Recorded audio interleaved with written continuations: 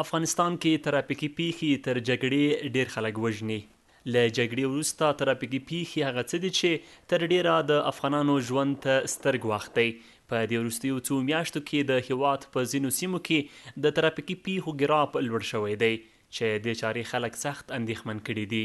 د دوی په خبره د خلکو بې احتیاطي، د کم عمره هلکانو د موټر چلول او د سړکونو خرابوالی هغه ستونزې دي چې له امله یې ترافیکي پیښې زیاتې شوي دي.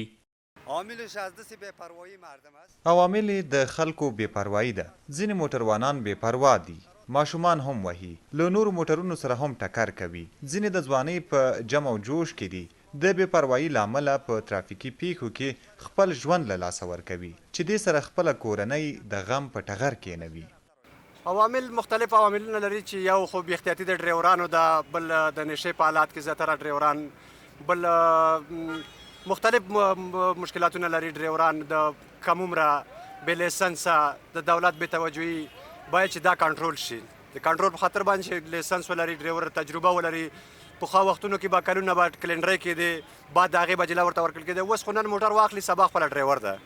په عین حال کې د ترافیکو ریاست کارکونکي وایي چې د خلکو بې غوري د ترافیکي قوانینو نه مراعت کول او د ځینو پلرونو لخوا خپلو کم عمره ماشومانو ته د موټر ورکول هغه ستونزې دي چې ترافیکي پیښې رامنځته کوي. دوی پر ښاریانو غږ کوي چې هیڅوک باید پرته له لیسنسه موټر ونه چلوي.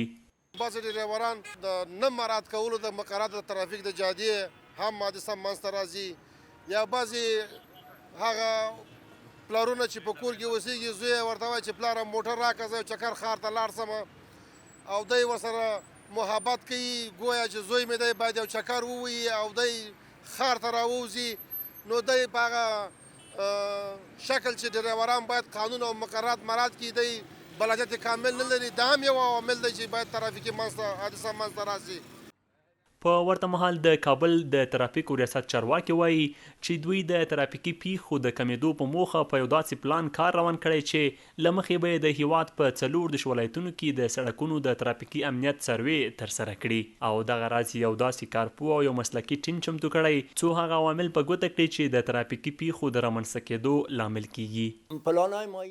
زموږ پلانونه دا دي چې موږ یو داسې کارپوه او مسلکي ټیم چمتو کړی کوم چې په سړک د مهندسي ترافیک په سیستم بشپړ پوه دی.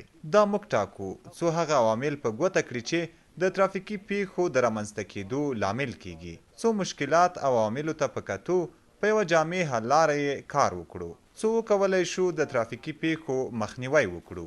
د افغانستان په یو شمېر ولایتونو کې په وروستیو څو میاشتو کې ترافیکي پیښې ډېرې شوي دي چې دغه چارې خلک سخت اندېښمن کړي دي. تاسې د خلکو او همداراز د موټروانانو خبرې واورېدې چې دوی ویل ترافیکي پیښې په وروستیو کې ډېرې شوي دي. همداراز د چارواکو خبرې مو هم واورېدې چې دوی وایي په داسې پلانونو باندې کار کوي چې د دغه پیښو د مخنیوي په برخه کې ګټور تمام شي، او دوی هڅه کوي چې په داسې پلانونو کار وکړي تر څو دا پیښې راټیټې شي. عبیدالله حیدرزی، CCTV، کابل.